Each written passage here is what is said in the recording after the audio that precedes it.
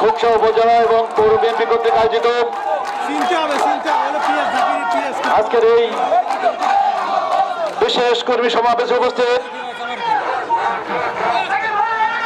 সম্মানিত সভাপতি,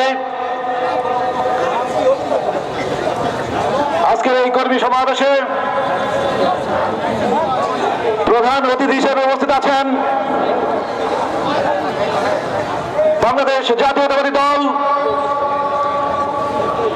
কুষ্টিয়া জেলা শাখার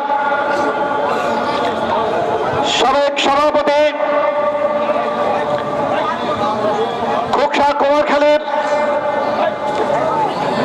গণমানুষের নেতা, বারবার নির্বাচিত এমপি, বীর মুক্তিযোদ্ধা সৈয়দ মেহেদী আহমেদ রুমী। আজকের এই কর্মী সভায় উদ্বোধক হিসেবে উপস্থিত আছেন কুষ্টিয়া জেলা বিএনপির সংগ্রামী আহ্বায়ক জননেতা কুতুবউদ্দিন আহমেদ। এখানে বিশেষ অতিথি হিসেবে উপস্থিত আছেন কুমারখালীর এক কৃতি সন্তান, কুষ্টিয়া জেলা বিএনপির আহ্বায়ক কমিটির অন্যতম যুগ্ম আহ্বায়ক জননেতা শেখ সাদি। এখানে আরো উপস্থিত আছেন কুষ্টিয়া জেলা বিএনপির আহ্বায়ক কমিটির নেতৃবৃন্দ, খোকসা উপজেলা এবং থানা বিএনপির নেতৃবৃন্দ, বাংলাদেশ জাতীয়তাবাদী দল এবং এর সমস্ত অঙ্গ এবং সহযোগী সংগঠনের নেতৃবৃন্দ এবং আমার এই খোকসার ভাই বোনেরা, আসসালামু আলাইকুম। সংগ্রামী বন্ধুগণ, আজকের এই মুহূর্ত এই খোকসার জন্য এক বিশেষ মুহূর্ত। আমি আমার সমালোচকদের এবং নির্বুদ্ধদের বলতে চাই, আপনারা আজকে দেখে যান, যারা বলতে চান বিএনপিতে বিভাজন আছে, বিভক্তি আছে, তারা দেখে যান এই খোকসার মঞ্চে খোকসার সমস্ত নেতাকর্মী আজ ঐক্যবদ্ধ হয়েছে। আপনাদের মাথায় চুলকানি পড়েছে, আপনাদের মাথায় হ্যাট হয়েছে, আপনারা লজ্জা পেয়েছেন। সংগ্রামী বন্ধুগণ,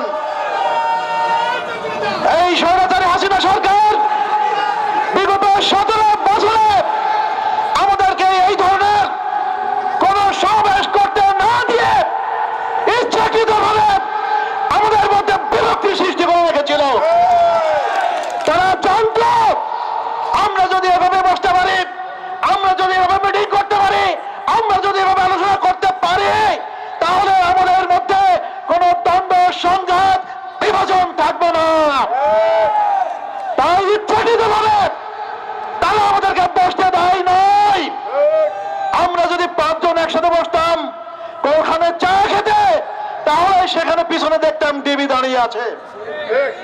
আমরা কিভাবে বসবো, কিভাবে আমরা সম্মেলন করব, কিভাবে কমিটি করব, যারই ফলশ্রুতিতে ওই তথাকথিত বিভক্তির সৃষ্টি হয়েছিল। সংগ্রামী বন্ধুগণ, আমরা জানি কুষ্টিয়া জেলা বিএনপি ঐক্যবদ্ধ, খোকসা কুমারখালী ঐক্যবদ্ধ। আজকে এই মঞ্চ, এই সমাবেশ তার বড় প্রমাণ।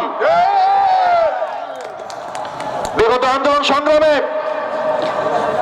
এই খোকসার লোকজন, এই খোকসার বিএনপি, এই খোকসার যুবদল, খোকসার স্বেচ্ছাসেবক দল, খোকসার যে ছাত্র রাজের ভূমিকা রেখেছে, তা অবিস্মরণীয় ভূমিকা রেখেছে। বিগত আন্দোলন সংগ্রামে আমার এবং আমার আজকের আহ্বায়কের তখন দায়িত্ব পালন করার সুযোগ হয়েছিল। তাই আমরা জানি এই খোকসা থেকে কারা আন্দোলন সংগ্রাম করেছে, কারা সেদিন মাঠে ছিল। আমরা দায়িত্ব পাওয়ার পর এই খোকসা থেকে কুমারখালী থেকে দলে দলে আপনারা আমাদের সাথে যোগাযোগ করেছেন। বারবার আপনারা একটি কথাই বলতে চেয়েছেন, যারা আন্দোলন সংগ্রামে সক্রিয় ছিল, ভূমিকা ছিল, তারা যেন এই কমিটিতে মূল্যায়ন হয়, তাদেরকে যেন মূল্যায়ন করা হয়। আমরা কথা দিচ্ছি, আমরা যে কমিটি উপহার দিব সেই কমিটিতে যারা আন্দোলন সংগ্রাম করেছে তাদেরকেই মূল্যায়ন করবো ইনশাআল্লাহ। সংগ্রামী বন্ধুগণ, আপনারা দাবি করেছেন আমরা তার প্রতিদান দিব, কিন্তু আপনাদের প্রতি আমাদেরও একটি দাবি আছে। আমরা যে আহ্বায়ক কমিটি করব সেই কমিটি হবে মাত্র 1 থেকে 1.5 মাসের জন্য। কারণ আপনারা জানেন কিছু সাংবিধানিক বাধ্যবাধকতা আছে। 90 দিনের মধ্যে এই কুষ্টিয়া জেলার সম্মেলন করতে হবে। সেই মোতাবেক ফেব্রুয়ারির প্রথম সপ্তাহে কুষ্টিয়ার জেলা সম্মেলন হবে। তাই আমরা বলেছি প্রত্যেকটা ওয়ার্ড, ইউনিয়ন, উপজেলায় সম্পূর্ণ গণতান্ত্রিকভাবে নির্বাচনের মাধ্যমে কমিটি গঠন করতে হবে। এবং সেইখানে আপনারা যেমন আমাদের কাছে আবেদন নিবেদন করেছেন, আপনাদের প্রতি আমাদের একটা আবেদন নিবেদন থাকবে। ওই ওয়ার্ড থেকে শুরু করে ইউনিয়ন এবং উপজেলায় যারা সেদিন দালালি করেছে, আওয়ামী লীগের সাথে ছিল, আওয়ামী লীগের দোষর হিসেবে যারা আন্দোলনের ছুরিকাঘাত করেছিল, তারা যেন কখনোই কোন জায়গায় পরের মাধ্যমে ভালো রাখতে না পারে। সংগ্রামী বন্ধুগণ, দায়িত্ব শুধু আমাদের নয়, দায়িত্ব আপনাদের। কারণ তখন যে কমিটি হবে সেই কমিটি হবে আসল কমিটি, তারাই এই খোকসা পরিচালনা করবে। তা আমি বলতে চাই, এতদিন আপনারা বলতেন বাকেট কমিটি হয়, এই কুষ্টিয়ার বুকে আর কোনদিন বাকেট কমিটি হবে না। এখন কমিটি করার দায়িত্ব আপনাদের। আপনাদের দলগুলোয় আমরা ভোটকে নিয়ে এসেছেন, আপনাদেরকে সঠিকভাবে দায়িত্ব পালন করতে হবে। আপনারা যদি দায়িত্ব পালন করতে ব্যর্থ হন তাহলে এই দায়ও আপনাদেরকে নিতে হবে।